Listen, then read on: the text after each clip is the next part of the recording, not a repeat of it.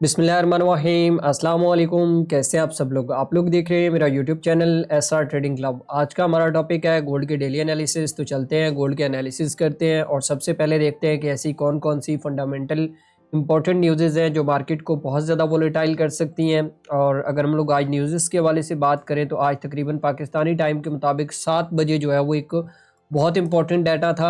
और मैं आज वीडियो लेट बनाने का मकसद ये था कि मैं देखना चाहता था कि जो एनवाई सेशन का जो वॉल्यूम है वो किस तरीके से लगता है। तो उसके बाद प्रॉपर, क्योंकि आपको पता था कि आज मंथली क्लोजिंग भी है और ईयरली क्लोजिंग भी है, तो मैं ये देखना चाहता था कि एनवाई का सेशन जो ओपन वॉल्यूम है वो किस तरीके से आता है। और फिर उसके बाद मैंने सोचा कि भाई आपको प्रॉपर एक वीडियो बना के जो है वो मैं बता दूंगा कि आपने गोल्ड के ऊपर किस तरीके से ट्रेड करना है।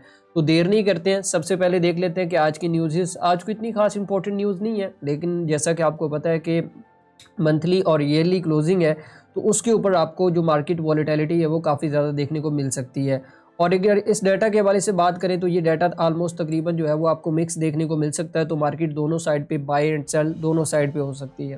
ठीक है, तो चलते हैं अपने टेक्निकल चार्ट के ऊपर और टेक्निकल चार्ट के ऊपर देख लेते हैं कि गोल्ड आज हमें क्या सेटअप दे रहा है। और थोड़ा सा मैं यहाँ पे टेक्निकल चार्ट को जो है वो डिस्कस कर लेता हूँ और मैं आप लोगों को बता देता हूँ कि आपने किस तरीके से जो है वो आज टेक्निकली ट्रेड करना है, किस तरीके से आपने जो है वो, क्योंकि अभी मार्केट ओपन हुए 1 घंटा भी नहीं हुआ है और मे भी पॉसिबल है कि 8 साढ़े 8 बजे जो है वो बहुत अच्छी मूव आपको आज देखने को मिल सकती है।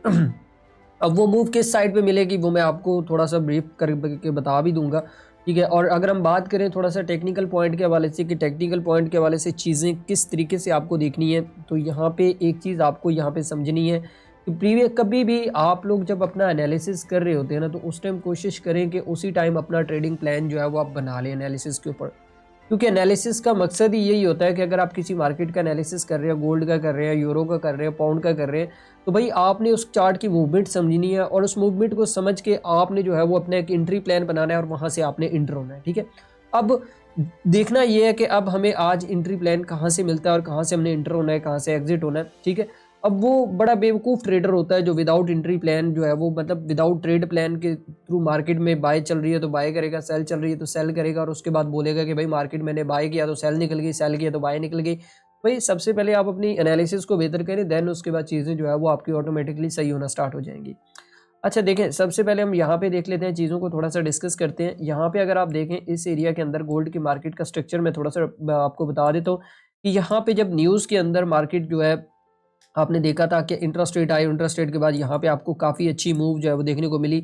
और यहाँ पे देखें एक चीज़ अब यहाँ पे आपको समझनी है, मैंने कल की वीडियो के अंदर भी आप लोगों को बताया था कि गोल्ड जो न्यूज़ के अंदर जो अपने लेवल तोड़ता है ना, वो कभी भी जो लेवल है ना वो अपने जो है वो विदाउट टेस्ट किए बगैर मूवमेंट नहीं करता है। तो यहाँ पे उसने प्रॉपर टेस्ट किया और टेस्ट करने के बाद गोल्ड की मार्केट के अंदर ये वाला स्ट्रक्चर था। अब ये जो चीज़ है ना, अब आपने यहाँ पे समझना। अब देखें यहाँ पे आपको एक डाउन ट्रेंड जो है वो देखना स्टार्ट मिल गया है। यहाँ पे अगर आप देखें तो मार्केट जो है कि एक डिसेंडिंग चैनल के अंदर चल रही है और ये सिनेरियो है। ठीक है, अगर अब आपने क्या करना है, अब देखिए यहाँ पे मैंने ये वाला जो चैनल बनाया है, ठीक है, आपने ये चैनल ड्रॉ कर लेना है अपने चार्ट के ऊपर। बेशक जो मैं एनालिसिस बताता हूँ वो आप अपने चार्ट के ऊपर भी बनाया करें और उसको मेरे एनालिसिस के साथ मैच किया करें, तब आपको जो है वो सही ग्रिप आएगी ट्रेडिंग की। ठीक है, अच्छा यहाँ पे अगर अगर तो गोल्ड की मार्केट यहाँ पे थोड़ा सा नीचे आती है और यहाँ पे इसको ब्रेकआउट कर जाती है तो आपने वेट करना है। ठीक है, अब आपने यहाँ पे करना सेल है, आज बाय नहीं करना है। ठीक है, आपने वेट कर जाना है 2634 तक, तो यहाँ से आप जो है वो इसके अंदर एक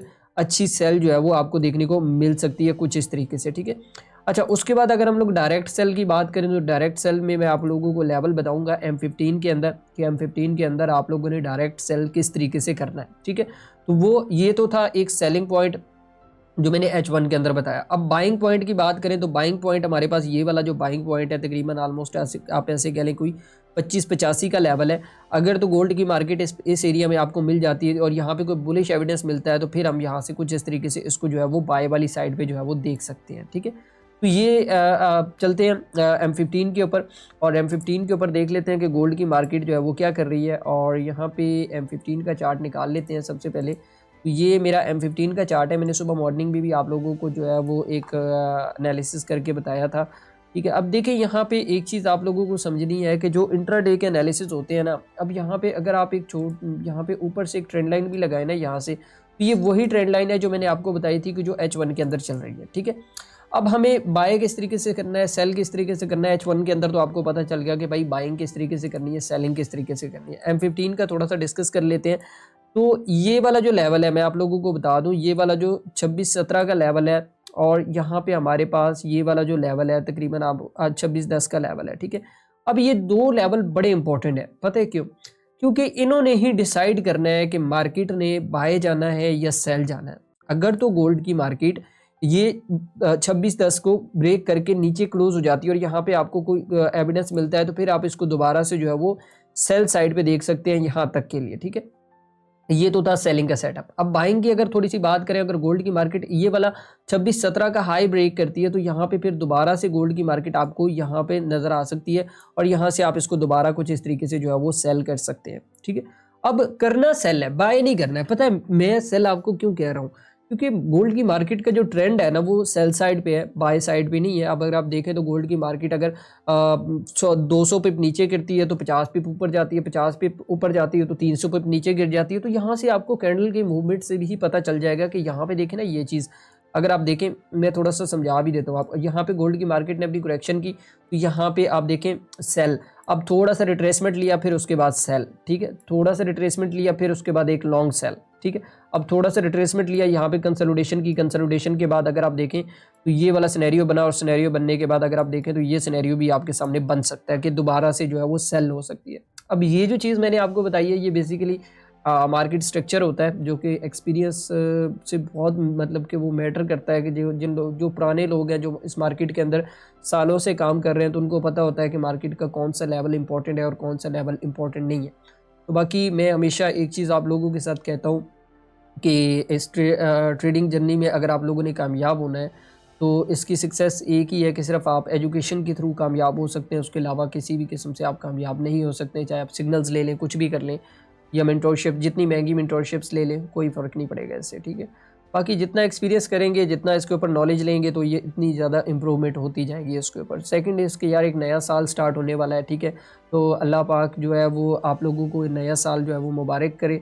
और बाकी अगर मुझसे कोई गलती होगी हो इस साल के अंदर तो वो मैं आपसे जो है वो माज़रत करता हूँ, ठीक है। बाकी वीडियो को लाइक लाजमी किया करें और दूसरों तक शेयर किया करें ताकि उन लोगों का ज़रूर फ़ायदा हो। तो बाकी इंशाल्लाह मिलते हैं, कल तो छुट्टी है, फिर नेक्स्ट डे को मिलेंगे इंशाल्लाह। तो दुआओं में याद रखिएगा। अल्लाह हाफिज़।